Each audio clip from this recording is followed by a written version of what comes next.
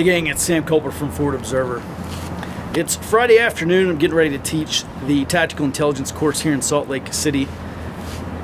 One reason why I really like teaching the Tactical Intelligence course is because I get to teach another group of intelligence officers who can respond to disasters or emergencies with timely and accurate information.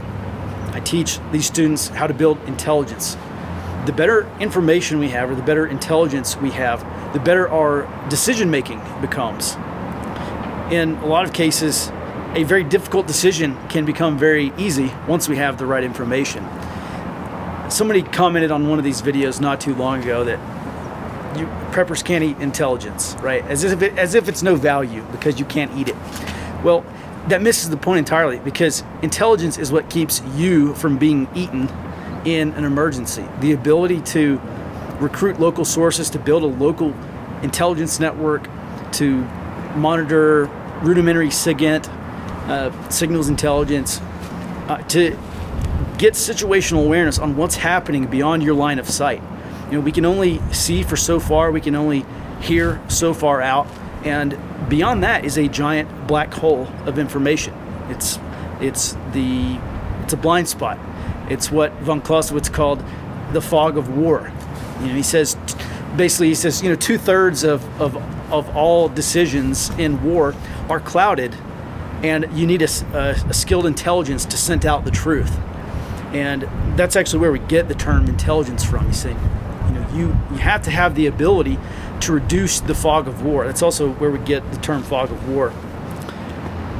Another guy commented on one of these videos that in a grid down situation, intelligence will be useless because you're not going to be able to collect it.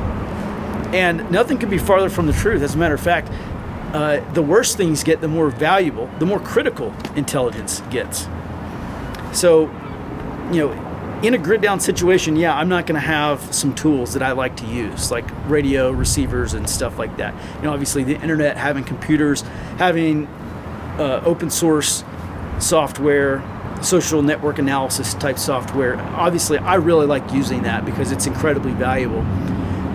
One of the problems we encountered, speaking of grid down, one of the problems we encountered when we were doing intelligence support for the Cajun Navy in North Carolina is, basically 12 to 18, 24 hours after that hurricane, after Hurricane Florence went through there in North Carolina in 2018, local intelligence information started to dry up.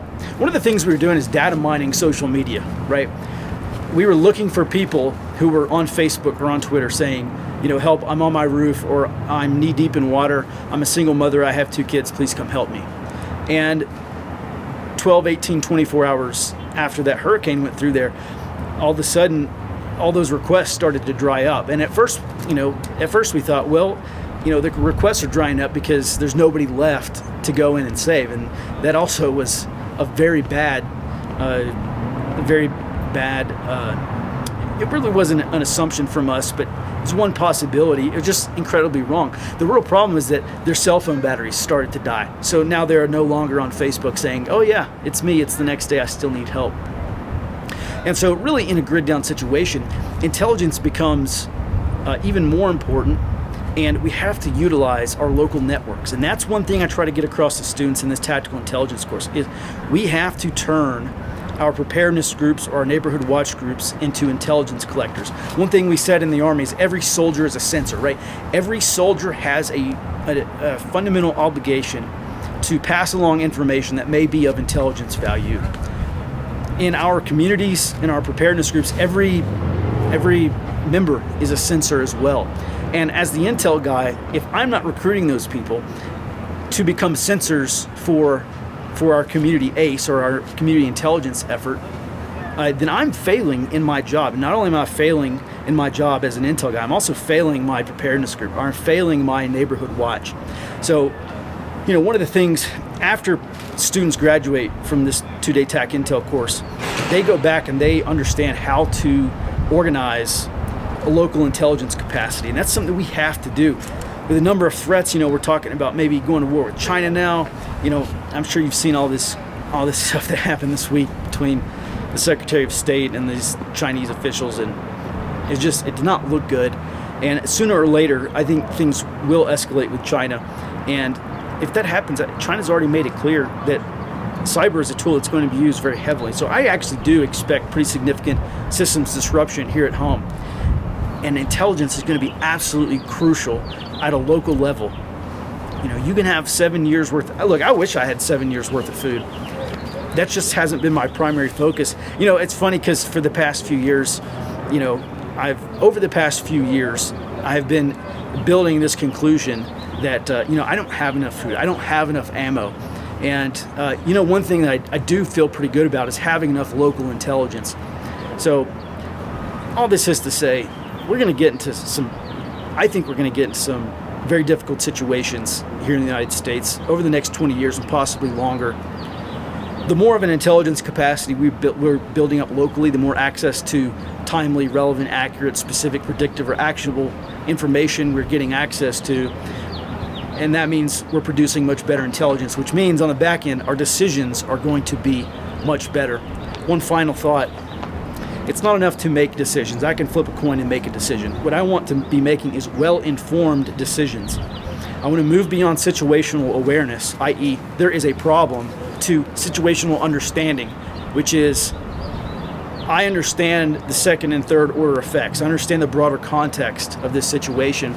And therefore, I can make better decisions that aren't going to lead me down a path that might be a dead end. Information is absolutely crucial.